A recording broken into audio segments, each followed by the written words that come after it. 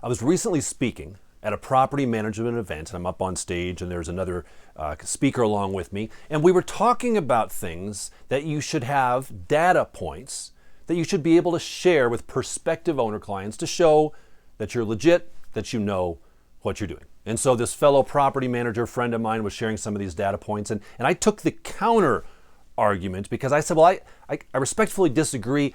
I think there are some numbers and data points we absolutely should not share with current or prospective owner clients.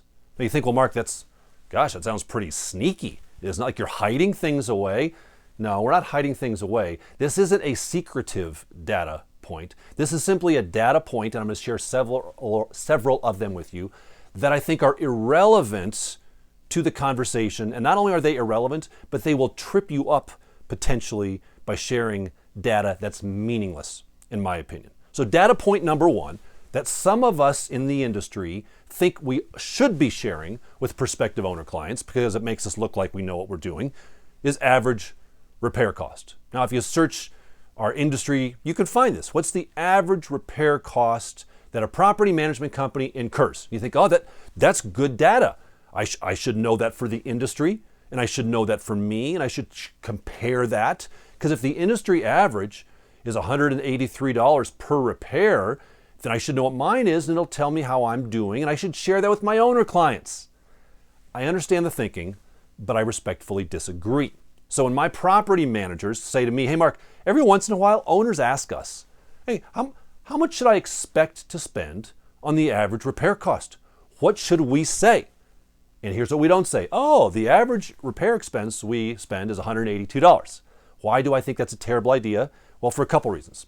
Number one, here's what I would say to the owner. Mr. Owner, actually, I could tell you that, but it's a meaningless number. What do you mean it's a meaningless number? What, don't you track that data? Well, sure, we track a lot of data, but see, here's what you need to understand. We'll get 2 repair calls in a row. Okay, the phone rings twice. Number one, I've got a leaky toilet, and it's a wax ring on the toilet. We got to replace the wax ring on the toilet. Pretty common, right? And so it's $125 for the guy to go out and replace the wax ring. Call number one. Call number two comes in. Hey, I don't have any hot water. They go out, and it's a new water heater. It requires a new water heater. It's going to be $3,000. Okay? If those are the only 2 repair bills I get that day, what's my average repair cost? Was it $1,500? No, it's a meaningless number because the average repair cost is irrelevant. I don't know what the call is going to be. It might be a drip in the sink, which is a $7 O-ring, or it might be a new furnace, which is $20,000. I don't know. So that data isn't relevant because we have a wide variety of properties and an even wider variety of repair requests. Now you can explain to the owner client what your process is to handle repairs and how you're cost effective, and yes, explain the process. But the idea of knowing the average, I think, is irrelevant, and it's worse than irrelevant because if you do give them a number, if you say, oh, our average is $183, here's the problem with that. They're going to remember it. So now when you send out the person who fixes whatever they fix and the bill's $317, they're going to call you. And they're going to say, hey, you told me the average repair bill was $183. The last 3 repairs you've done for me have been over $300. What's going on? Because now you painted yourself in a corner. And you're going to be like, well, I know, but those were averages. These things weren't at. Like, just don't go there. Don't go there in the first place. The way I believe a professional should explain it is the way I just did, saying, well, we will address whatever addresses, and we're not shooting for an average. We're shooting to get the problem resolved at the most effective cost to you, whether it's a $5 ring in the sink or whether it's a $3,000 new water heater. We're going to do whatever needs to be done.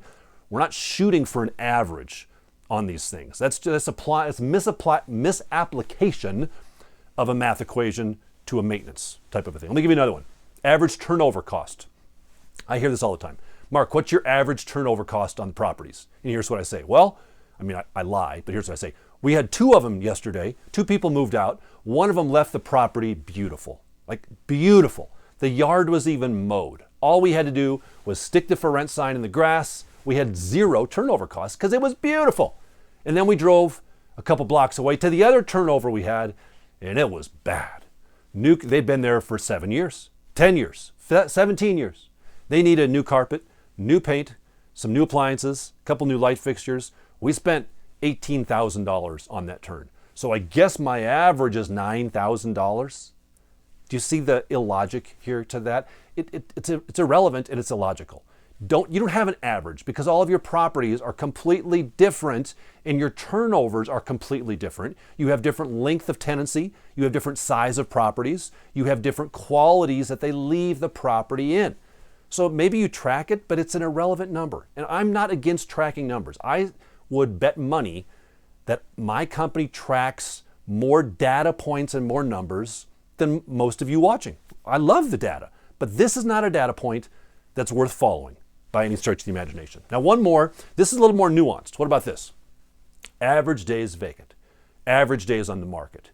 I do think this one's different in that you can track it and share it provided, and this is important, provided that you say this: oh, Mr. Owner, our average days vacant is 14 days, and then here's the most important part: as long as the property is priced appropriately and it shows well.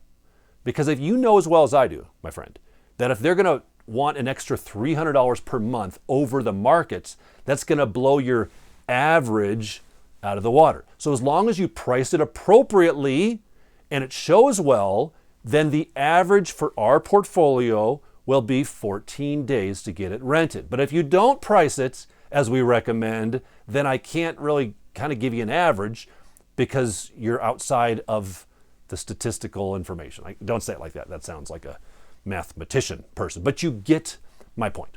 Okay, now what are some numbers that you should know? Let's counter this with what are a couple averages that I believe you should share with owner clients. Well, number one, your average rent percentage collected on a monthly basis. So you should know that, hey, Mr. Owner Client, on a monthly basis, on average, we collect 99%, 99.3% of all the money that is owed to us, which tells you, Mr. Owner Client, a couple things: that we do a good job of screening our applicants on the front end, right? We place qualified applicants. And then once they're there, we do a good job of rent collection while they're there. So you should know that number for your business. What's the average percentage of rent you collect? And I think the best way to calculate that is just for the month in question. If you want to say during the first 10 days, during the first 15, we're going to say during the month. So for us, we're over 99%. On a month average, we will collect more than 99% of all the rent that is due to us. You need to know that. Now, before I tell you the second data point that I think you want to know, let me thank the sponsor for this video, Rentcale. Not too long ago, I had Jen from Rentcale come out to my office and train my property managers for a couple hours on how to respond to new owner clients. It's this exact topic we're talking about. What should you say? What should you not say? How should you screen them? How should you determine if they're a good fit for you? What should your follow-up process look like? Now, she did an amazing job. My PMs actually told me they liked her training them better than they like me training them. That bothers me, but that's for another day. That's what Rentcale can do. They help train your BDM on how to facilitate the lead once it comes in, how to ensure that you're closing the lead down, how to follow up. That is an art and a science that is foreign for a lot of us. That's what Rentcale can do. Reach out to them, talk to them, find out how they can help train you, your team, to improve the transaction process on new leads coming in and ensuring that they're a good fit for you. My team loved it, and I think your team will as well. Okay, one other number that I think is important to share: your annual lease renewal percentage. Mr. Owner Client, last year, we renewed 78, that's what it is for us, 78% of all of our tenants renewed their leases with us last year. Why does that matter to you? Because the biggest expense you could potentially have as an owner client is turnover. You don't want turnover. We don't want turnover.